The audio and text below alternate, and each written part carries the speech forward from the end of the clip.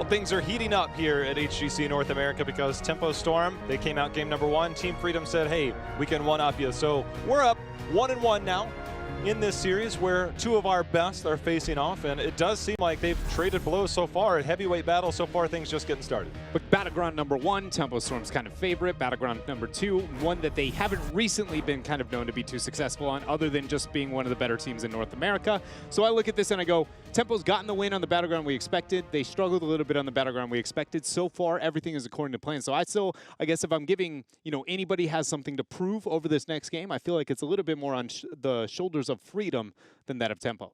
Well, we know Tempo Storm loves to pick Battleground. With that loss, are they going to opt for the first pick or that Battleground pickup? And they will indeed pick that Battleground, as they're going to send us to Towers of Doom. And Dread, one thing we were discussing during that downtime was the fact that it wasn't too long ago Tempo Storm used to always ban Battlefield of Eternity, now letting that up with that Sky Temple ban that we saw earlier. But Towers of Doom will be the Battleground, and we know we've seen the Maiev, we've seen the Genji, which took the loss there. But the Maiev, the Sergeant Hammer, things like that definitely will come into play here, and who gets let through in the Battleground. Towers of Doom is a very interesting Battleground that I think for a lot of the fans at home that have been long-standing, Heroes fans, can understand the idea that it feels like it's become the Infernal Shrines of old. And what I mean by that is nothing is not viable on this Battleground. There's a lot of deviation of unique strategies that is very, very viable to go to. You can play standard meta, you can play that wild Medivh compositions, you can run things like the Hammer, you can get very kind of back and forth here. And it goes even a little bit more wild than that. So I like the fact that we get Towers of Doom here. And it, to me, I view it as like old Infernal Shrines. Anything's possible when you hit this Battleground. When you say anything's possible, instantly comes to mind for me is the fact that we know Abathur been banned out both games by both teams. I don't imagine that will get through. But then I start looking at Fans Hero. He was the first one, Tempo Storm was, that started really running the Thrall earlier this year. Now it's globally accepted. You can credit Tempo Storm for changing that part of the meta. We know that that has high priority on this Battleground, but then you start looking down the list. Things like Zeratul come to mind. If Maiev is not available, those are the heroes where I think Fan can really, if they want to just continue to play that extra melee, play that hero, the playmaker, we'll see. And Team Freedom, there's no chance that Tempo Storm's going to get that Maiev.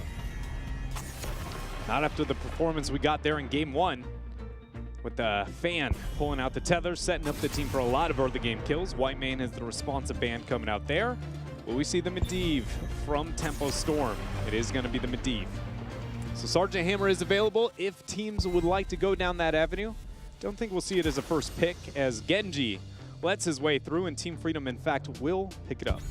I think this is really interesting. We just watched Freedom comfortably let Genji through the ban phase, knowing Tempo Storm would first pick it on a Battleground where he gains more value than I think almost anywhere else, because macro is almost never a fear. It's can I get a reset? And then now is willing to pick it on a Battleground first pick, even though they were able to beat it on Battlefield of Eternity.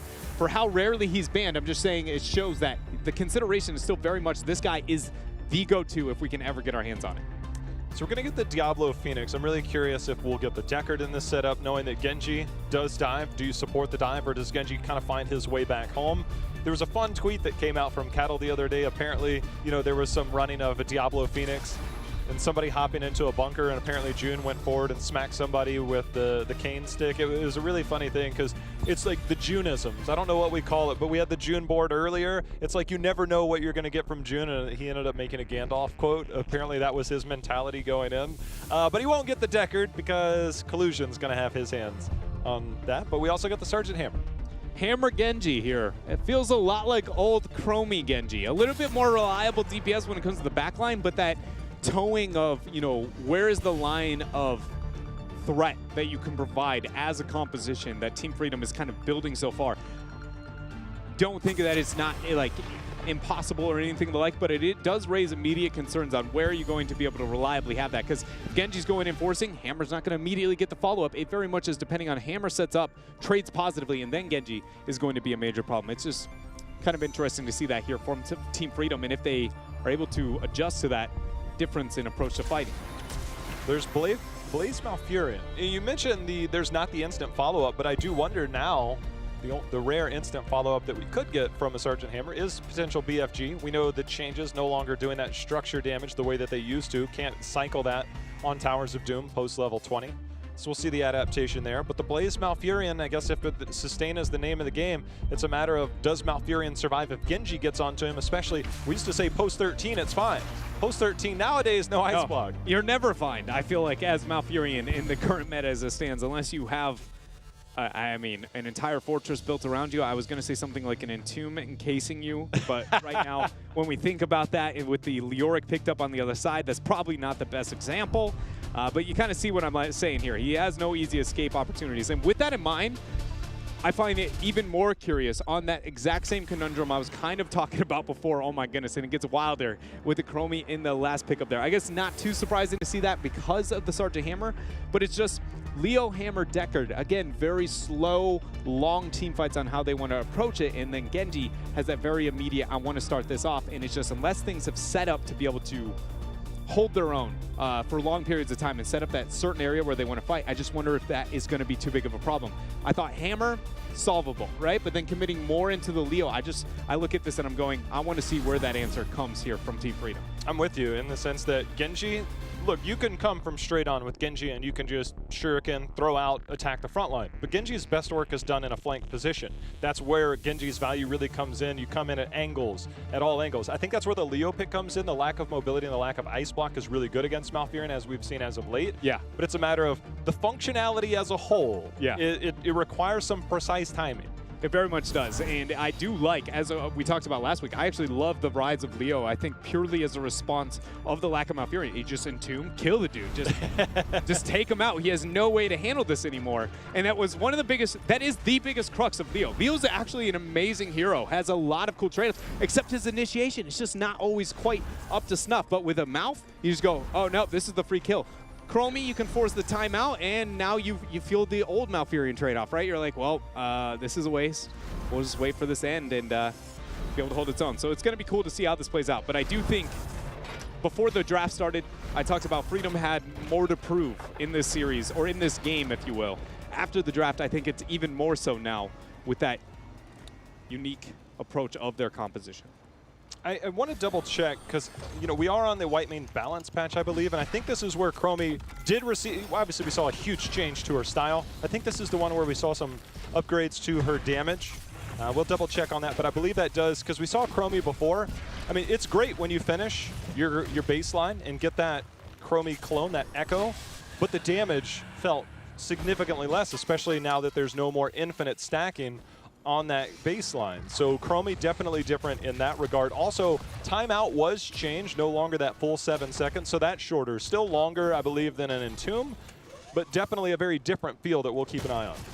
Also paired with the Shendo's Clarity there on Malfurion, be able to help, you know, if Chromie has any kind of mana struggles whatsoever, really anybody at that point in time, but whenever you can get that with a pure mage, the trade-offs become a lot better as a team. Cattle being very offensive here with the positioning early on, trying to zone off Yoda and friends here from their Sapper camp. Lutano did make the transition up, and with that, it looks like both teams willing to kind of mirror one another. Freedom will get the pickup a fraction of a second earlier, but I don't know if they can get the invade like they maybe would like to, even with Glorong making his way all the way from that northern lane. It's a big trek there, Jay Hal, for a Sapper camp.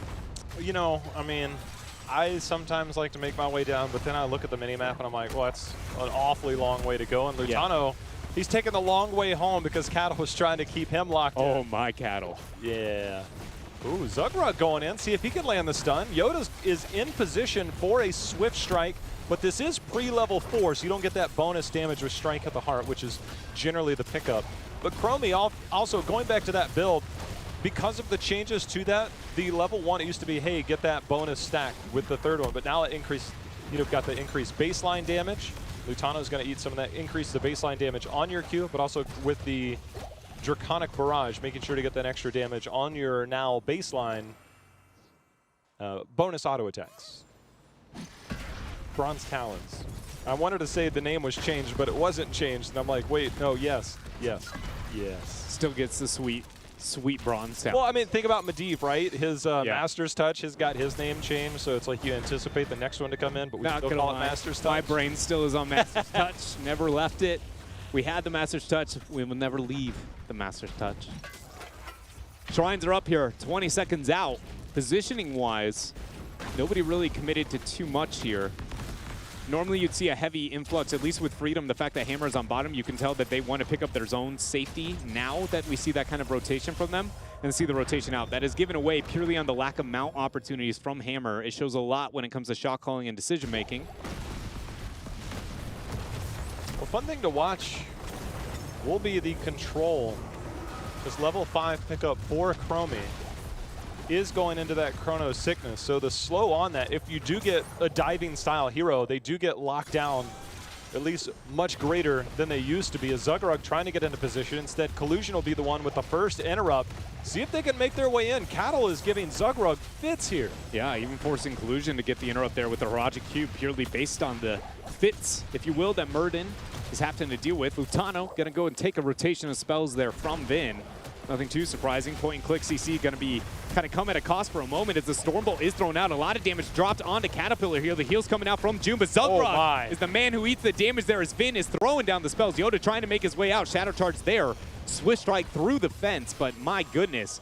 Great trade there from Freedom, and then Snap Vin turns it around and is like, nope, we've got this. I mean, it's the body block. Dragon's Breath, now you can see the circle. I mean, it doesn't.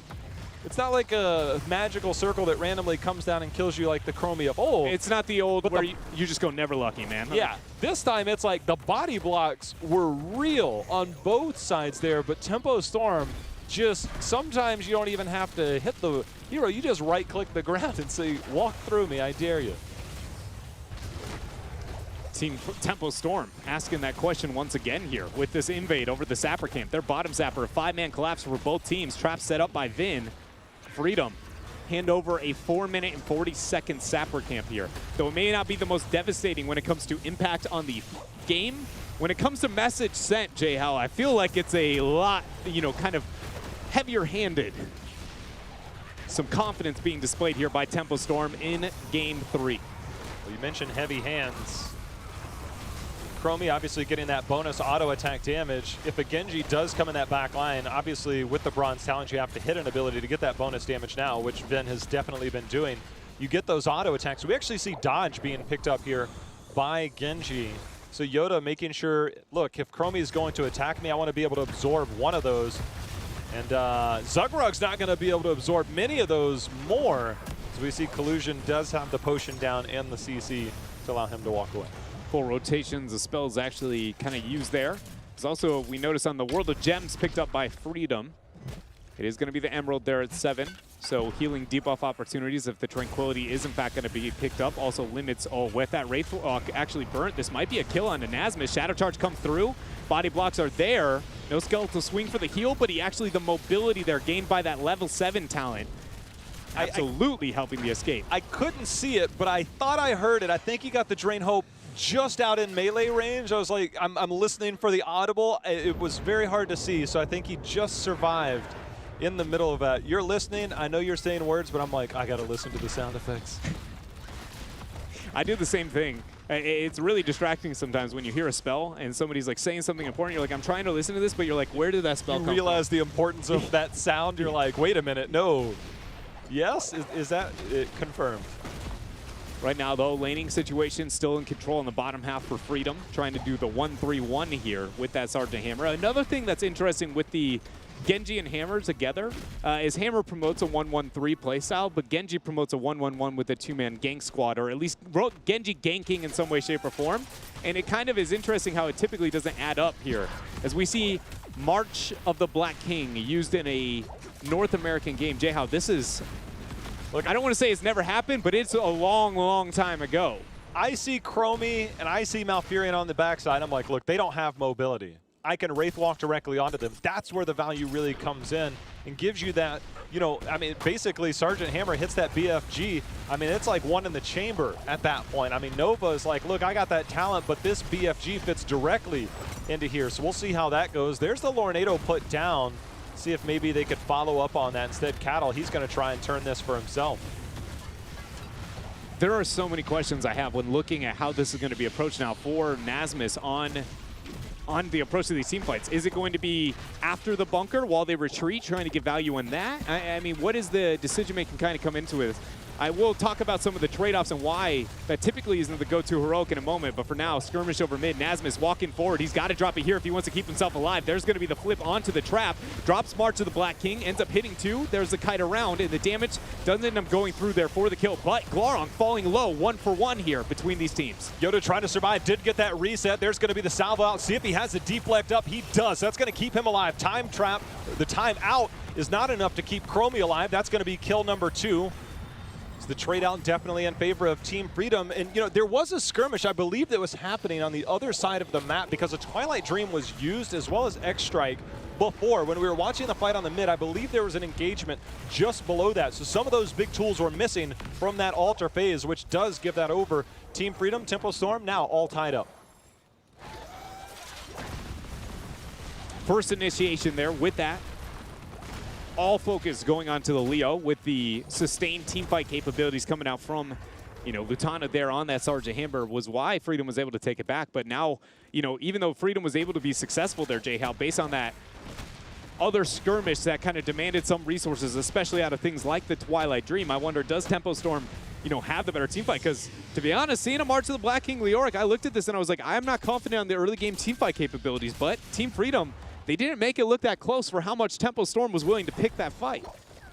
The thing about March of the Black King is you have to look at it the same way that you would an ETC power slide. Sometimes you're going to have to slide into them just for the sake of, look, if I don't, I'm dead, right? The problem is that even if you do, you're probably still dead at the end of it. It can buy time, and then you can get that trait value. And no memes there. I mean, you can literally say, look, I can buy enough time, buy enough cooldowns from the enemy team to allow my team to maybe counter pressure. But in general, you have to be going north to south or at least back towards your side of the map so you can find that retreat to safety. So we'll be curious on the future uses of March of the Black King. And what I was going to bring up when it comes to March, we saw it in the last skirmish, just why it's not the go-to is because each swing has to happen into that straight line cleave in front of him. It's just pretty easy to juke, J-How. It is pretty reliable to just be like, walk away from it. And you saw when he drops it, immediately Tempo Storm, they split, and then they end up moving aggressive. Anytime you can force Leo to use it defensively, but he's moving in an aggressive position to keep himself alive, then you dive behind it. It makes him look a bit silly at times because of his lack of peel. And if Wraithwalk is on cooldown, going to be an escape there. Hold up, Freedom.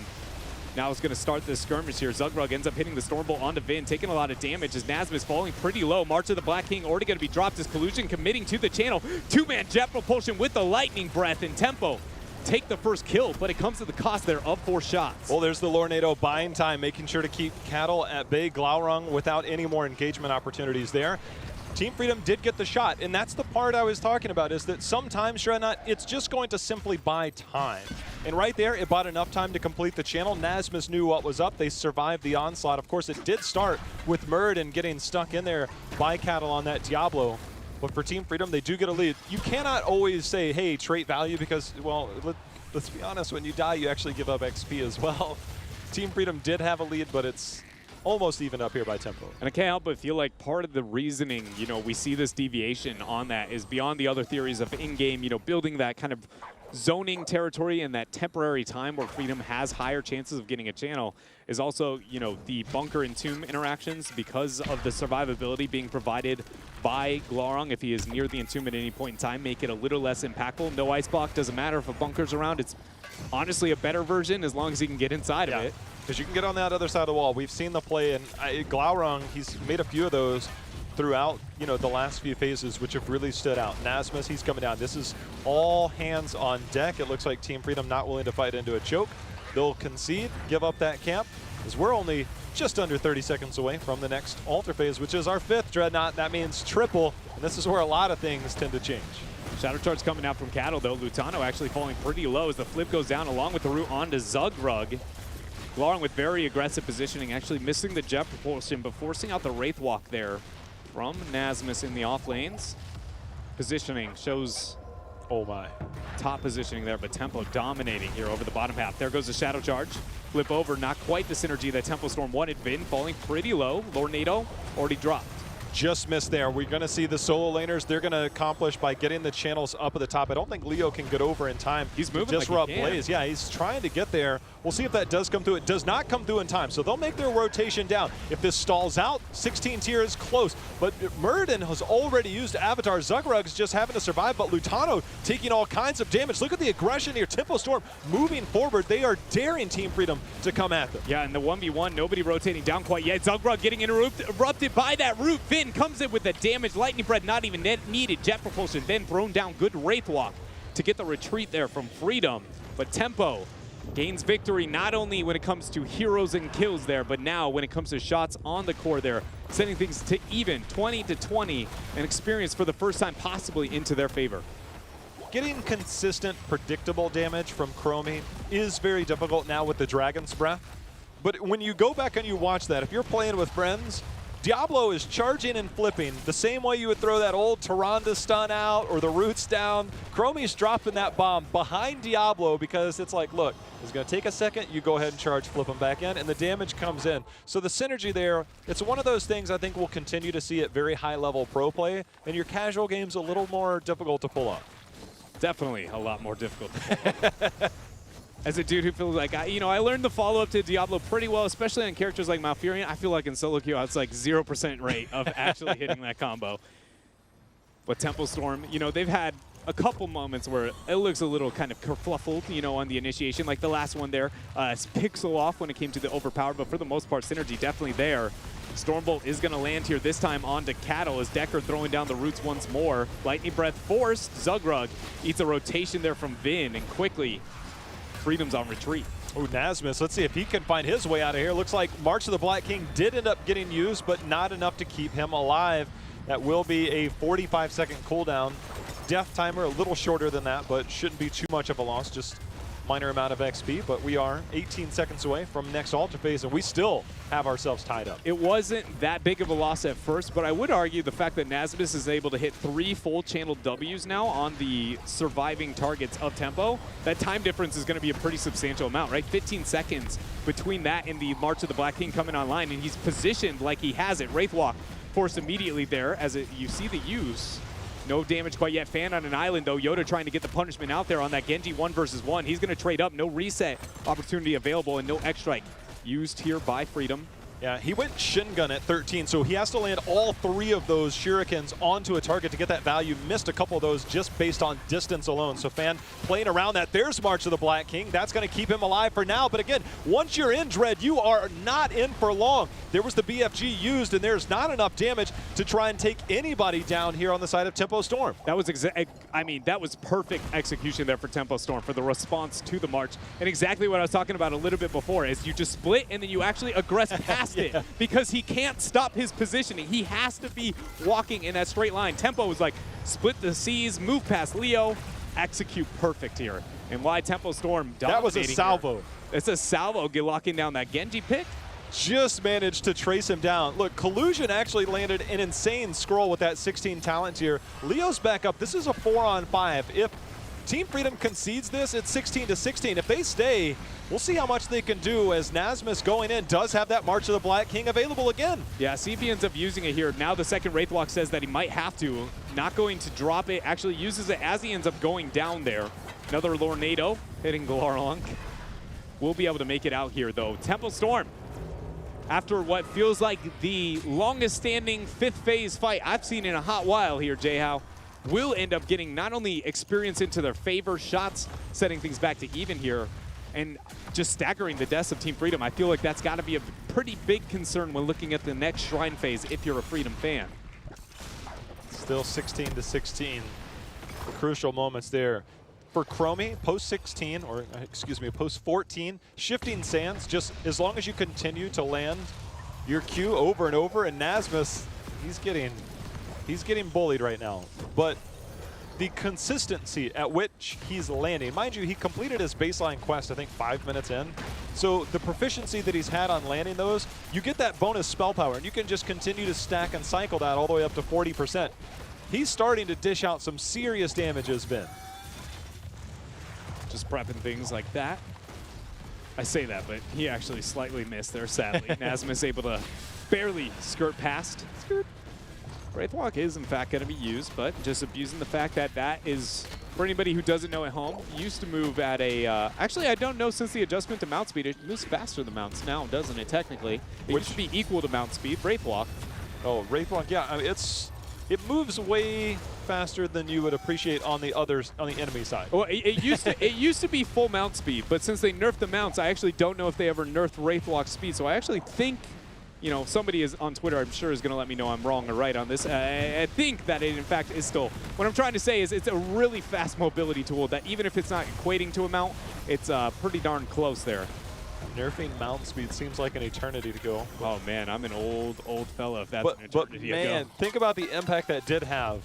We'll see how it has that impact now. Single altar phase, 19 to 19, that slightly in favor of Tempo. Nasmus coming in. It'd be crazy if he had an Entomb here. Instead, he's just going to minimize some of that damage. Does get locked onto Fan, but we got some action elsewhere, Dread. Damage coming through, but a full deflect there from Yoda. The damage coming out from Vin. We see the, oh my, lightning breath he used, but not a kill going to come out yet. The Tornado is giving him a bit of room to breathe, but not enough there as Cattle's going to drop. He will be back in 4 seconds as that is Nasmus with that March of the Black King, the tool to lock down that final kill. He is not done yet. Drain Hope lands onto Glorong. Glorong's self-heal will allow him to retreat. Vin trying to make a play, but Yoda scaring it off there with that Genji Swift Strike. Vin was ready to just explode Lutano on that Sergeant Hammer, unable to do so. Collusion trying to make his way back in, apply some of those heals. In the middle of that fight, by the way, from that Tornado and everything, I think that was what interrupted Twilight Dream. Maybe wouldn't have been able to turn that fight for Tempo Storm, but the Tornado was money. Getting that first takedown definitely in their favor. Souls reset. We'll see how that goes. Nasmus, see if his health bar gets reset. He's going to go down there. It's one of the interesting trade-offs that you just saw here between the Leoric and Chromie. Do you drop the Wraithwalk to drop the Chromie damage and sustain the damage of every other hero for the trace or for the tracking you down? Or do you end up not? I think it was the safer call there to go with the full Wraithwalk attempt, but Tempo Storm get an easy clear. It's one of those moments where this is where actually you start getting value out of the passive from Leo. We've hit the 20 spike. We aren't worried about experience anymore, Jay-How. The vision he can provide, things of the like. As long as there's nothing that is a must-win on the battleground, objectively speaking, it's fine for Nasmus to have moments here where he can scout himself away. We can see that Cattle has had, oh my goodness, that self-cleanse there. The follow-up stun, the follow-in, Yoda coming in, Bunkers being forced, does have X-Strike, does have reset. See if he can get it again. X gonna give it to you as he goes full beast mode, but we do see Leoric fall. There's gonna be the time trap. Yoda uses the deflex, see if he's got one more, but Cattle is gonna say it does not matter as we see Vin with the follow-up and now 3 members down on the side of Freedom. Tempo Storm only down 1 there. Glorong now throwing out the flamethrowers as we got 6 seconds out from 2 shots. Team Freedom still 30 seconds out from Leoric joining here. Phoenix looking to position itself to pick up bottom shots here for Tempo Storm as Cattle starts this channel on mid. Scroll of Ceiling will be able to delay this as 4 shots now going to rain onto the base of Team Freedom. Oh, Collusion. Interrupt 2 there with the Harajic Cube, but might come at the cost of his life. As you said, Collusion. Very risky positioning here is Lutano doing his best with that ambush. Fan starts another channel. Nasmus comes out of Wraithwalk, though. He's there. I don't know if this is a fight that Team Freedom really wants to survive on. They're still at a disadvantage, but Cattle, he's low. Nasmus trying to find his way. Fan trading out with Lutano on one side. This fight is all over the place right now. This is the type of fighting, though, that Team Freedom normally wants with their composition because of the Leoric, because of the Deckard, and the Sergeant Hammer, which conveniently, those are the 3 all alive at this point in time. They can play this slow and steady fight as long as Tempo can't get the all-in initiation. Malfurion is still back at the core, now making his way through the town portal. Fan on the Phoenix. Jet Propulsion's going to land there. Flip over coming out along with the salvo. Will Lutano be able to survive? He looks like he will there. Just barely trying to get the retreat. Glorong unable to hit a Jet Propulsion as well onto him. Team Freedom's making it out here, Jay-How. Nasmus will not. As we see Yoda and team with that Swift Strike out, you know that they've already conceded. The one thing this does do for Team Freedom is that it now allows them to at least buy time on that bottom bell tower. So now they can Tempo will be able to grab this camp and then take it. We're going to see the response from Team Freedom. They're going to take the boss, take off a potential win condition, because for Team Freedom, after this, if they take that down quick enough, this will be Sappers that go through on that bottom that count towards core health, because it doesn't look like anybody is available for Team Freedom. And before this gets way too out of control with some of the macro decisions, I want to just highlight, in that last skirmish, there was a very great opener from Team Freedom. That fight actually started advantageous for Team Freedom. but there was a moment where Nasmus on the Leoric actually dropped his Wraith Walk on a trap from Vin, and it put him into a just one-shottable position. If he did not land on a trap, I'm pretty confident his March of the Black King would have wiped 2 members of Tempo. It was so clutch and so close there from both of these sides. 20 value is what you're saying. Yeah, maximum 20 value from Vin. 18, excuse me. I always feel like I'm apologizing to Trixler. Yeah, I know, I agree. I the same thing. It's like, sorry for the one dude who's very, you know, the Chromie main out there. Oh, let's be real. He's definitely not the only Chromie main. But Siege is going to continue on the top lane for Team Freedom. Tempo Storm continuing the 1v1 with the Blaze versus Leo on bottom. There's going to be 3 Sappers. They cannot afford to give up a single one, because this is single altar. One channel plus any of these, as it currently stands, would be 5 shots going over. So Nasmus has to hold here. Leo has a winning trade-up in this matchup. As long as it's left fully as a 1v1, Leo bodies Blaze. He's one of the few heroes in the game that just goes, I'm not worried about this. I can out-rotate you all day. He can trade 1-for-1 in kills, and he can definitely out-macro. So Nasmus holds on here. But will they be able to hold on? Is the Avatar now going to be forced? Double Stormbolt along with the Rewind, already forced there from Zugrug as he has no retreat. Shadow Charge comes onto Collusion along with the Lightning Breath. Fan falling low, but the 20 value is there. Zugrug trying to get the kill. Twilight Dream goes down. Zugrug gets the door toss. Oh, the snipe! Comes through and snipes out June. Team Freedom get 2 kills. Now we're going to see as Vin goes into his timeout, but Vin, he's trying to survive, but Yoda comes in. There's going to be the charge trying to survive, but Zugrug comes in with another kill here. See if Team Freedom, they're going to cancel. I was going to say, we got to cancel this. They have an opportunity, Dreadnought, to go back, grab these bell towers, and get back into this. Instead of 3 shots, let's make it 4, and then potentially 4 more to close out this game. And they neutralize this, keep this on even talent tiers. Team Freedom getting back into this game. They might try and take down double bell towers here at the bottom. The question is what does Team Freedom decide to do with their bottom left Sappers? They're going to spawn in about 4 seconds, and with no boss on the top half, are they going to be able to properly escort this all the way in? I mean, quickly with how they have this set up, the answer is yes. 5 shots plus here. 3. This is going to be the 5 shots. Lethal on bottom. Jayhow, now we've got to ask ourselves, how good of a defense do we have from Tempo Storm to be able to hold off the siege if it continues? Because Team Freedom can throw Leoric pretty much for free. Sergeant Hammer in the backing, being able to get that poke. This is going to be very tense, and we have to point out Lornado. Collusion just could push him out. This moment here for the Sappers as they are now starting the escort. So remember, Mouth Roots no longer work on that, but he does have the Treant, which can buy aggro. That's the only thing that you can do. You have the slows from Slowing Sands, but you just now have the spawn of Chromie. Should make it there in time. You have slows from multiple targets. See if they can go. There's also Sappers being worked on again. So if you get 3 total, instead Nasmus is going to pull off. They're going to try and make this. There's the Slowing Sands. It's all about the Lornado Dreadnought. Can Team Freedom close it? Actually, take that back. Yeah, here we go. Sappers move up.